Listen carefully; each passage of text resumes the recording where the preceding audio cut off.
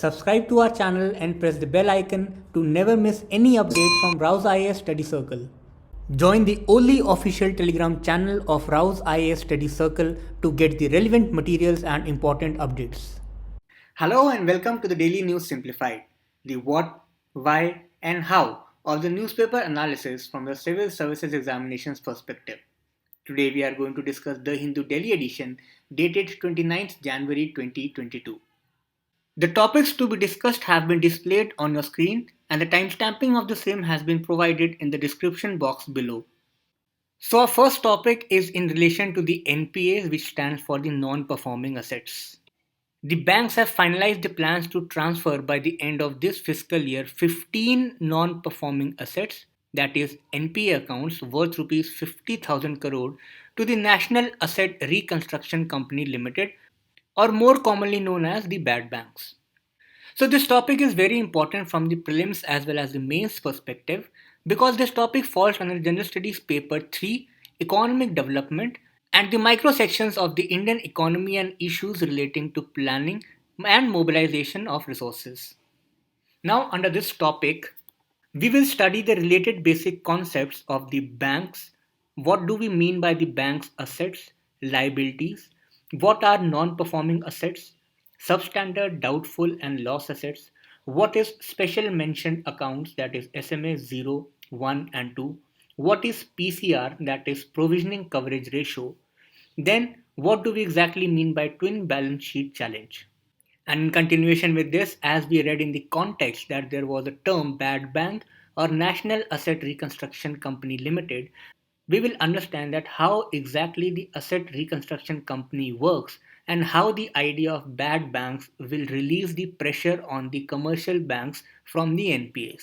So now let us begin our discussion. First, we will understand that what are the assets and liabilities of the bank. So first we'll understand that what commonly are the assets and liabilities. In the layman language, the assets are the things on which you earn profit, which are profitable to you. And the liabilities, on the other hand, are things which you are under bondation to pay back.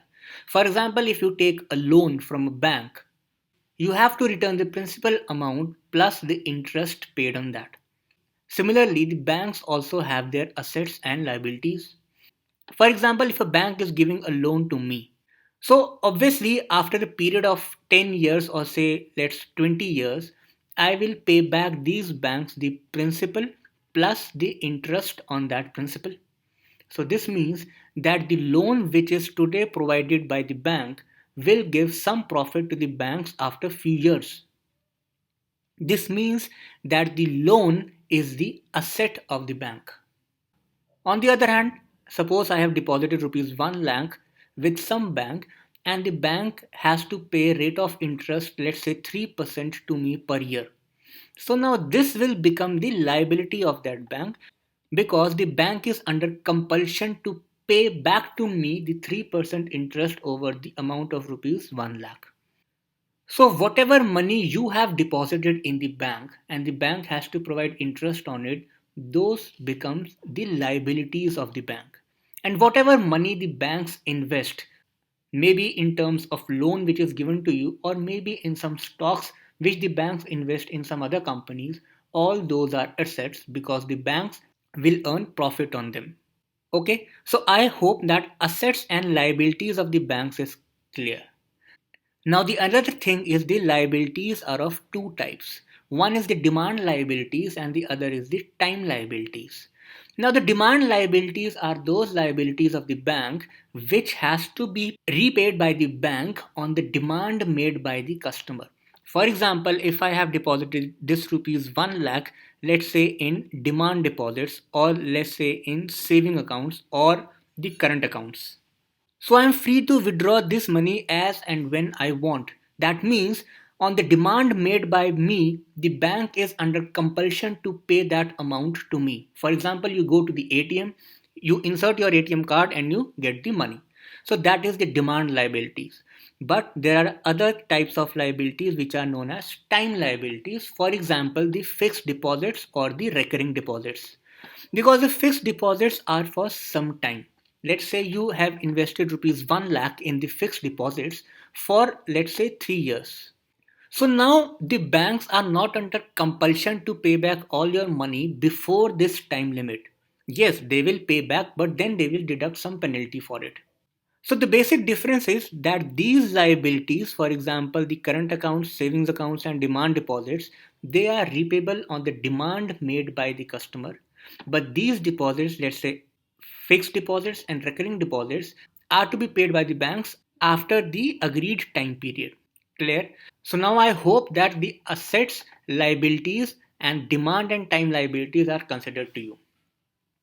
Now we'll come to the second concept, which is the core theme of our today's discussion, that is the NPA. NPA stands for the non-performing assets. Now, if you have understood the concept of the assets very clear, obviously these assets will be some loans which are provided by the banks to someone. But these assets have become non-performing. That means that the banks are not getting any profit on those assets. The loans which are provided by the banks have not been repaid back to the banks by the customers within the stipulated time period. Hence, those assets have become non-performing. So these are the non-performing assets. Now, the technical definition of the non-performing assets is that if the loan is not repaid to the bank for 90 or more than 90 days, those assets are called to be non-performing assets. This is a time limit which is set by the law.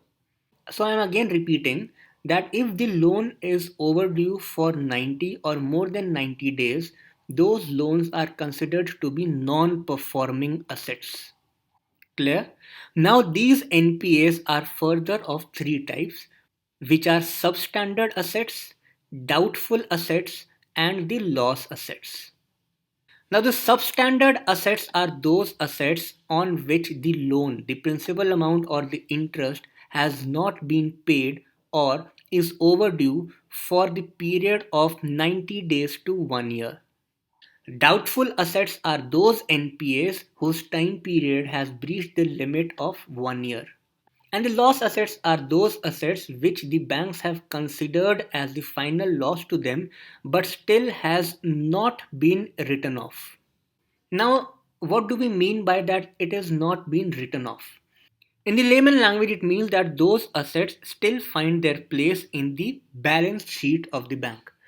Once any loan has been written off, this means that that particular loan does not find its place in the balance sheet of that bank, right? Now we'll discuss that why certain things are written off, that despite having the losses, why those are not mentioned in the balance sheet of banks. We'll discuss it. But till now we have discussed that what do we mean by NPAs, what are substandard assets, doubtful assets, and loss assets. Now let us come to the third basic concept which is related to this, which is the SMA. The SMA stands for Special Mentioned Accounts. Now, as we have discussed that in NPAs, once the period of 90 days has been breached, the loan was considered as NPA. So, in order to tackle this and to adopt a gradual policy, RBI came up with a scheme to have a special mentioned accounts. Special mentioned accounts were of three types, that is SMA 0, SMA 1, and SMA 2. This is that if the loan is overdue for around 0 to 30 days, it will be considered as SMA 0. If the time period is 30 to 60 days, that is, the loan is due for around 30 to 60 days, it will be considered as SMA 1. And if the time limit is between 60 to 90 days, it will be considered as SMA 2. This was done in order to have a gradual warning system that if the loans are SMA 0, banks should be cautious. If the loans have moved to the SMA degree 1, the bank should become more cautious. So this was the gradual strategy so that it does not happen that once the 90 days have been passed, straight away the loan becomes the non-performing assets. In the period from 1 to 90 days, there should be some mechanism to identify that what assets are under stress. Now moving on to the last basic concept, that is PCR. Now PCR stands for the provisioning coverage ratio. Now, according to the RBI norms, the banks should keep certain percentage of their profit with themselves to cover the risks which are arising out of NPAs or which may arise out of NPAs. Let us understand this with a hypothetical numerical values. For example, the banks have provided a loan of rupees 1000 crore and that loan has become NPA. Now, if there is no norm of PCR, all that 1000 crore rupees will be a loss. So that is why in order to protect this loss or to have certain risk management system, RBI has said that banks must keep certain percentage of their profit to cover the risk. For example, the banks have earned the profit of rupees 1000 crore from some other mechanisms. So certain percentage, let's say 100 crores, will be available with the banks in order to cover the risk. Clear? So this is the provisioning coverage ratio. The RBI norms provide a provisioning system in order to cover the risks which arise out of NPAs. So these four basic terms, that is the bank's assets and liabilities, non-performing assets, special mention accounts, and the provisioning coverage ratio are very important to understand the basic concepts of NPA, and they might be as it is asked in the UPSC prelim examination. Now there is one more term which is constantly there in newspapers. The term is the twin balance sheet challenge. Many of you must have already heard about this term. For those who have not heard about this term, let me tell you. Now, as the name is suggesting that there is certain problem with some balance sheet, clear? And there is one more word, that is twin, which means two. So there are two balance sheets which are having a challenge. So this term is basically talking about the two balance sheet. The one balance sheet is of the public sector banks and the other balance sheet is of large corporate houses. So in India, presently the balance sheet of the public sector banks as well as large corporate houses are under stress. And that is why, in order to revive the economy and boost overall economic production, this twin balance sheet challenge must be resolved. Now, how these two things are related, that how the banks and the corporate houses are related, and how the stress of this balance sheet has become a vicious circle in India's economy. Let us understand this with the following diagram. Now, this particular diagram shows the vicious cycle of twin balance sheet challenge. What happens is that on the stage 1, there is a rise in the NPAs because the banks have lended to many people and corporate houses without adequate KYC norms, or many a time it happens that the corporate houses have taken the loan, but for some reasons, for some natural disasters, they were not able to carry on with their projects and they turned into loss, and hence they were not able to pay back the loan. So what happens is that there is a rise in NPA in an economy. Now, when the bank's non-performing assets rise, obviously the banks will not be able to provide loan or credit to the customers. This means that the rise in NPAs will directly lead to decrease in the credit creation in an economy. And if the credit is not created, if the loan is not provided in the economy, obviously there will be a decline in investment and consumption expenditure. And obviously, if there is an overall decline in investment and expenditure, there will be a slowdown in the economy. This slowdown will again pressurize the corporate houses and companies, and they will not be able to repay the loans.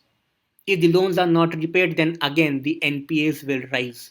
So, in this manner, this vicious cycle of twin balance sheet is hampering the India's economic growth. And in order to tackle the problem of the rising NPA, that is non-performing assets, the government has come up with an idea of National Asset Reconstruction Company Limited, or commonly known as the bad banks.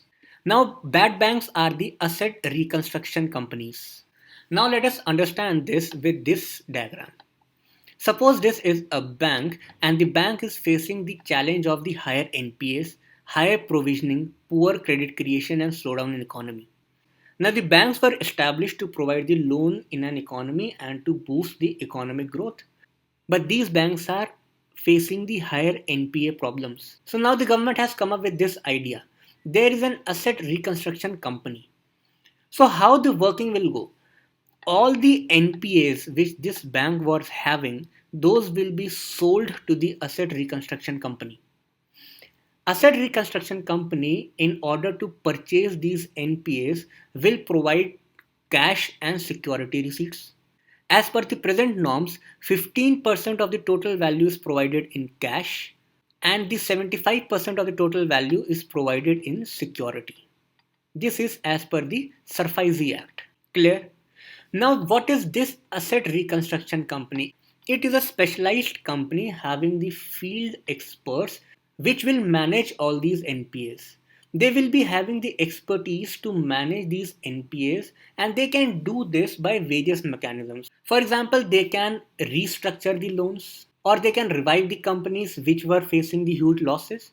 So, whatever mechanism they will take, the idea is that these are the companies having the field experts in the domain of NPAs. So the professionals of these companies will recover the NPAs through debt reconstructing or the sale of assets. And once they have recovered the money from these loss-making companies, those money will be used for the payment of the security receipts.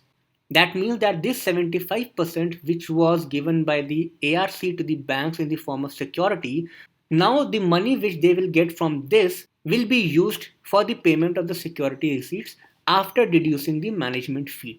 So this is how the asset reconstruction company will work under the present model and will help the banks to get rid of the pressure of the rising NPAs.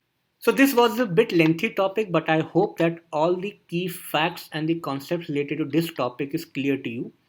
And now we will also revise this topic in brief once again.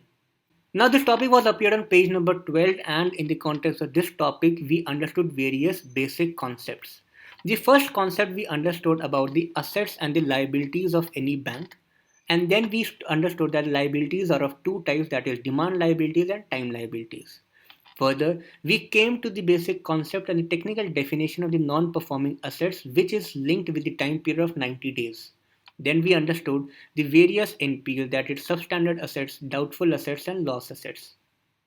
Then we came to the idea of the RPI to establish the special mentioned accounts SMA 0, 1 and 2.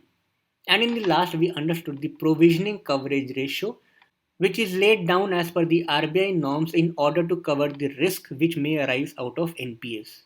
Then we discussed the another important term, that is the twin balance sheet challenge, which is the stressed balance sheet of public sector banks as well as the corporate houses. And in the last we understood that how the vicious cycle of twin balance sheet challenge is hampering the growth of Indian economy. And in order to tackle the challenges of the non-performing assets, in the last we discussed the working of the asset reconstruction company. So moving on to our next article which has appeared on page number 10, and this article is in context of the MSMEs, that is micro, small and medium enterprises. The context of this topic is that recently data released by the Office of the Development Commissioner in the Union Ministry of MSME has pointed out towards a very important conclusion, that a significant proportion of the MSMEs are owned by the scheduled caste entrepreneurs. Now, this is relevant to reduce the social disparity which our country faces on the basis of religion, caste, and gender. Now, as we all know that from the economic point of view, MSMEs have proven their relevance and importance multiple times. Be it the Asian financial crisis of 2008, or be it the COVID induced lockdown, or be it the other international economic crisis. MSMEs have acted as the shock absorbers.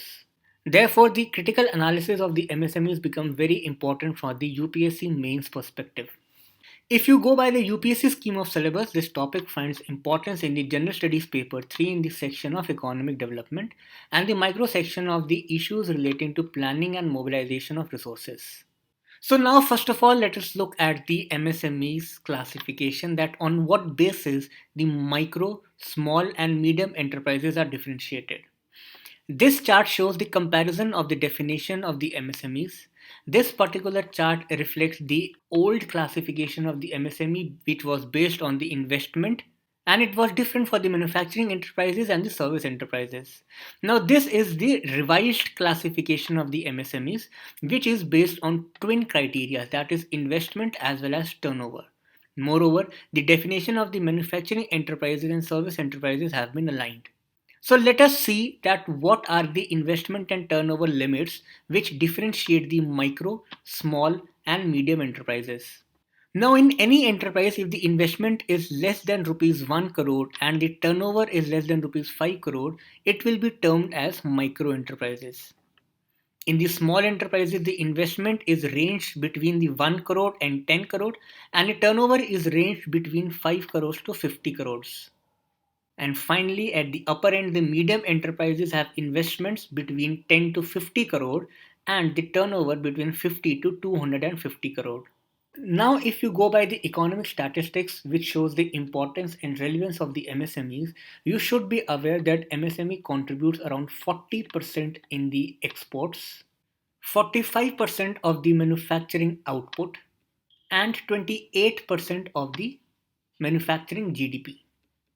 Further, if you go by the social relevance of the MSMEs, the first point is the very context of today's article, that it reduces the social disparity.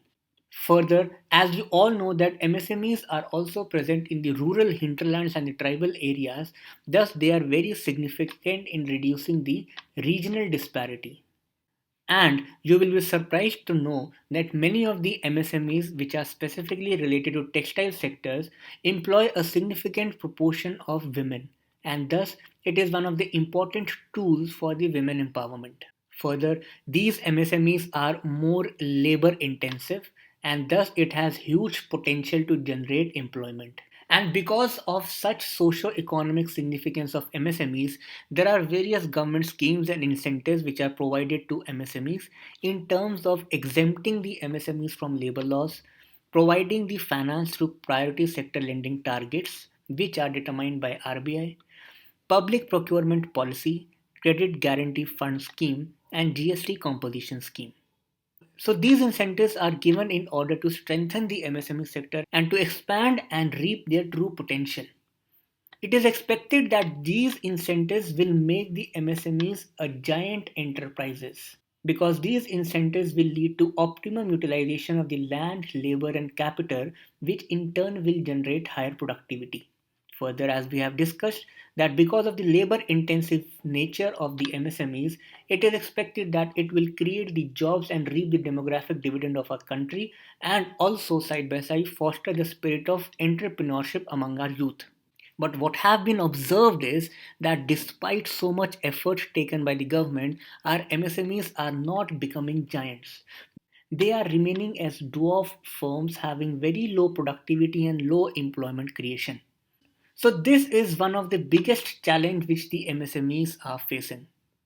And that is why the need of the hour is to reform the entire MSME sector. And in this very regard, you should be aware about the various suggestions and steps which you should be able to produce in your examination. The recommendations to improve the conditions of the MSMEs can directly be taken from the UK Sinha Committee report. So in this very regard, now let us see the UK Sinha Committee recommendations to boost the MSME sector. The first recommendation given by UK Sinha Committee is to strengthen the institutional framework. So from the institutional mechanism, UK Sinha has given four broad bodies to be created. The first one is the National Council for MSMEs, which will be chaired by the Prime Minister. And similarly, at the state level, there will be state councils of MSMEs to be chaired by Chief Minister. These two bodies are to be created to provide the overall guidance and policy formulation to boost the MSMEs. The third institution is related to the creation of the non-profit special purpose vehicle. The main objective to create this SPV is the crowdsourcing. That is, in order to boost the investment and arrange for the funds which will be used for the development of MSMEs. Further, one of the biggest challenges which today's MSME face is the delayed payments. Many government agencies have procured the goods from the MSMEs and have not given the payment on time.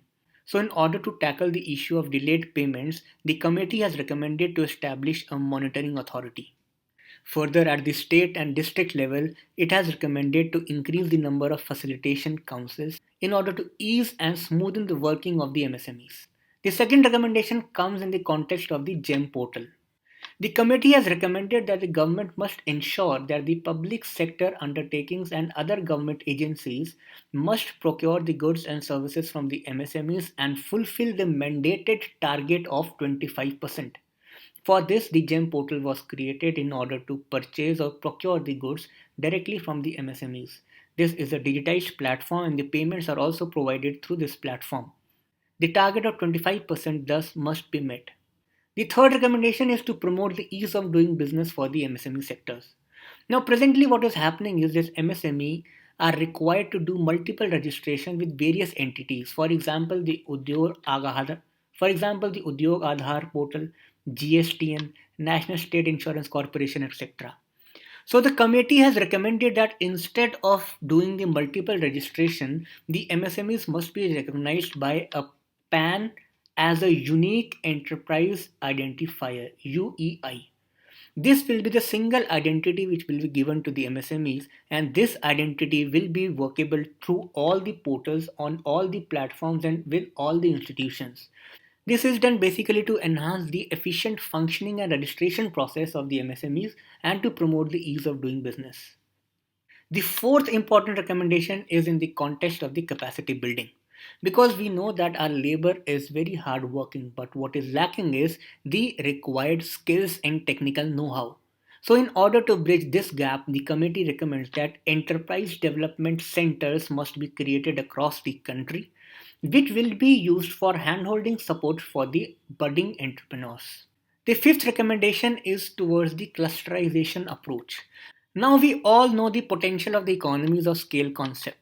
When there is a cluster, when there are several industries which are linked together and present in a particular area, the cost of operation is drastically reduced and hence the profit margins increase.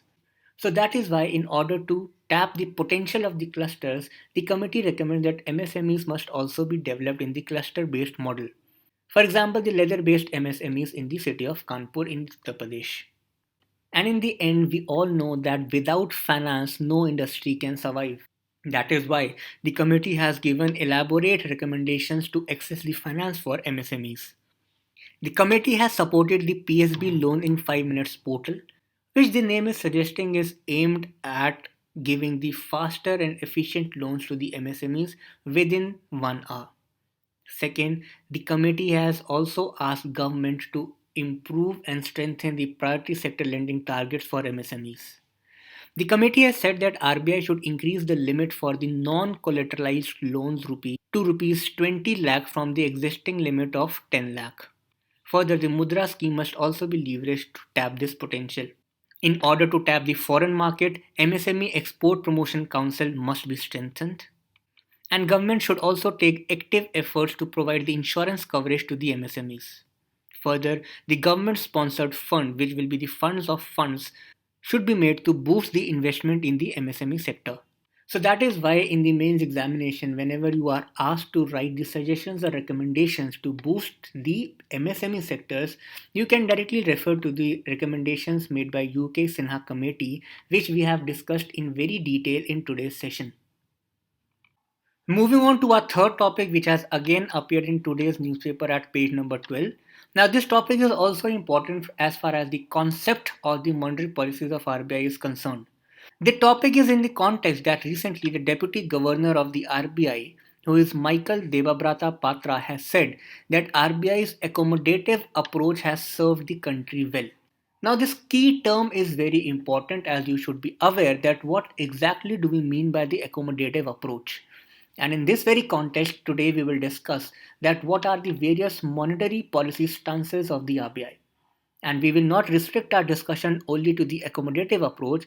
We will also discuss that what is the neutral stance of RBI, and in continuation with this, what is the calibrated tightening. So now let us begin our discussion. This topic is very small, but it will help you a lot in tackling the economy related MCQs in your prelims examination. So in order to understand this topic, first let us revise our basics. Now, what is inflation? Inflation is a general rise in prices. Now, this rise in prices can be because of the rising demand or can be because of the rising cost. That is why inflation are broadly categorized into two types, that is the demand pull inflation and the cost push inflation. So let us take this inflation into account. Let us assume a situation whereby there are a huge number of people in the market and those people are having a lot of money in their hands. So if the people are having a lot of money, it will mean that they will tend to buy various goods and services in the market, which will boost the demand. But if the supply is not able to match the demand of the market, the inflation is bound to happen. So if you have to control the inflation, what you will do? You will restrict the money supply. If you have to control the, again I am repeating, if you have to control the inflation in the market, you will restrict the money supply in the market. Clear? If the RBI policies are designed in such a way that it is restricting the money in the market, those policies are called as calibrated tightening policy. And if the RBI policies are designed in such a manner that they are aiming to increase the money flow in the market, those policies are called as accommodative stance. Now, in this very regard, there is one more concept of the policy rates. Now, what are policy rates? Policy rates are nothing but just the repo rates. Now, let us look at what do we exactly mean by the accommodative stance. Accommodative stance means that RBI may reduce the policy rates to increase the money supply in the market. If the RBI, let's say, is reducing the repo rate. Now, what is repo rate? Repo rate is the interest rate which is provided by the banks to the RBI. So, if the repo rate is reducing, that means that the rate of interest is reduced for the banks. If the rate of interest which the banks have to repay to the RBI is reduced, this means that the banks will be having higher money with themselves. Now let us understand this. Suppose this is RBI, this is a scheduled commercial bank, and this is a market. Now if the bank is borrowing something from RBI, the rate of interest which it pays back to the RBI is known as repo rate or the policy rate.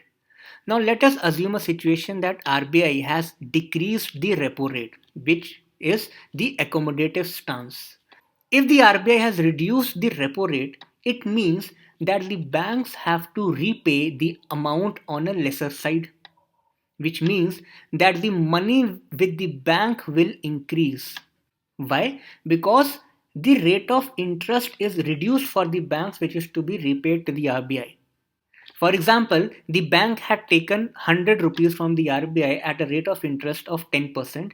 That means after 1 year, the bank had to pay rupees 110. But now if the repo rate is reduced, let's say 8%, now the banks have to repay rupees 108, which means that the bank is having 2 rupees more because the rate of interest, that is the repo rate, is reduced. Now if the banks are having more money with them, they will increase the lending in the market. And if the lending in the market is increased, that means this rupees 2 which was saved with the bank has come to the market. And this means that the money flow in the market has increased. So this is basically the accommodative stance, and this is mainly done when there is a slowdown in the economy. Because when the economy is slowing down, in order to boost and revive the economy, RBI will decrease the repo rate so as to ensure and increase the money supply in the market. If the market is having higher money, then that money will be invested in certain things, and that investment will be the basic tool to revive the economy. So this is the accommodative stance of the RBI. The exact opposite is the calibrated tightening stance. In this, the RBI either keep the rates constant or increase the rates. Now this is very important.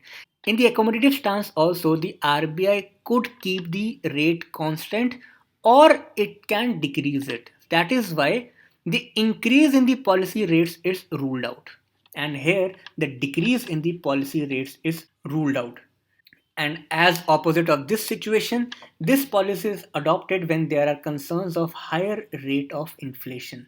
That is, when there is already a huge money supply in the market. So in order to pull back the money from the market, the RBI increases the policy rate.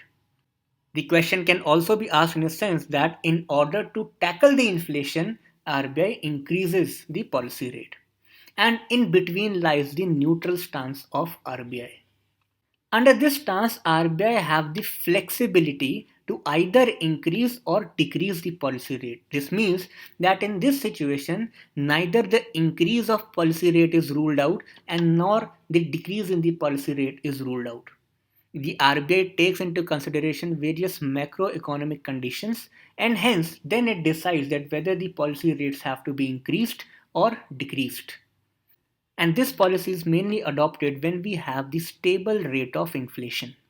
So I hope that these three monetary policy stances of RBI, that is accommodative stance, neutral stance and calibrated tightening stance, is clear to all of you.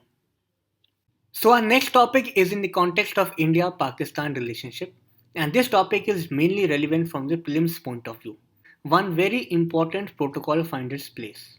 This topic has appeared on page number 1 and is in the context that recently Pakistan and India have signaled that they are interested in extending the list of the pilgrimage site of 1974 protocol. So from the examinations point of view, we need to be aware about this particular protocol. So what happens is that we all are aware about the cultural history of India and Pakistan. Just few years back, both the countries were one country, that was India, and people of various faiths and communities were spread across the land of India. At that time, India constituted the present day India, Pakistan, and Bangladesh. So that is why the religion and faith developed on this land in diverse pockets, and the pilgrimage sites were established. But after the partition, various pilgrimage sites remained there only. Now in Pakistan, the majority population is of Muslims, but there is also presence of Hindus and Sikhs. Similarly, in India, though the majority population is of Hindus, but still a good number of Muslim, Sikh, Jain, Buddhists exist. So, in order to take the sentiments and devotion of the various communities in the two countries, India and Pakistan agreed to a protocol in order to promote the religious tourism. And this 1974 joint protocol came into being. And in this very regard, very important initiative is named, which is called as Faith Tourism Initiative. Now, according to this protocol, the principles which were agreed by both the countries were as follow. The first principle was the principle of non-discrimination. It said that the visits from both the countries shall be allowed without the discrimination on the basis of any religion or sect. Further, from time to time, these countries were allowed to enlarge the list of the shrines which were included in this agreement. Further, 20 parties were allowed to visit from one country to the other, and this number may be revised from time to time. The third principle was regarding the maintenance of the shrines included in this protocol. Every party should continue to made to be ensured that places of religious worship mentioned in the agreed list are properly maintained and their sanctity preserved. And the last one was in relation to the visas. The protocol said that the visitors will be given a visitor category visas. So from the preliminary examinations point of view, you need to be aware about the Faith and Tourism Initiative and the 1974 Joint Protocol, which is a bilateral agreement between the countries of India and Pakistan. So some of the important shrines in India are as follow.